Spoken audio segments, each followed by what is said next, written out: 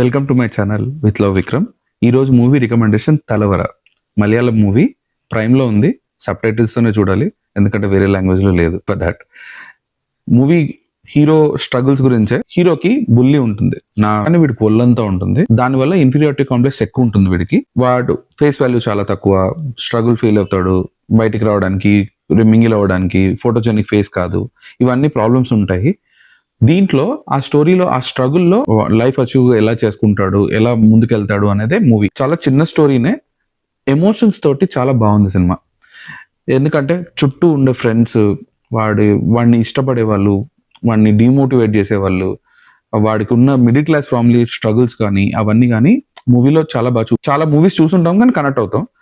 దీంట్లో comedy scenes కూడా చాలా సిచ్యువేషనల్ కామెడీ ఉంటుంది. ఎందుకంటే అక్కడ ఒక ఏరియాకి సంబంధించింది కాబట్టి వాడు మూవీలో యాక్టర్ అవుదాం అనుకుంటాడు. ఆ బుల్లి ఫేస్ తోటి అండ్ వాడికి ఉన్న మచ్చలతోటి ఎలా స్ట్రగుల్ ఫీల్ అయ్యి వాడి సెల్ఫ్ కాన్ఫిడెన్స్ ఎలా పెరుగుతుందని చెప్పేసి అనేది మూవీ. ఇది సబ్ ప్లాట్ గా ఉంటుంది వాడి అచీవ్మెంట్, కానీ మెయిన్ హ్యూమన్ ఎమోషన్స్. అందుకే సినిమా చాలా రిలేటబుల్ గా ఉంటుంది. ఒక సీన్ చెప్తాను చూడడానికి రికమెండేషన్ లాగా.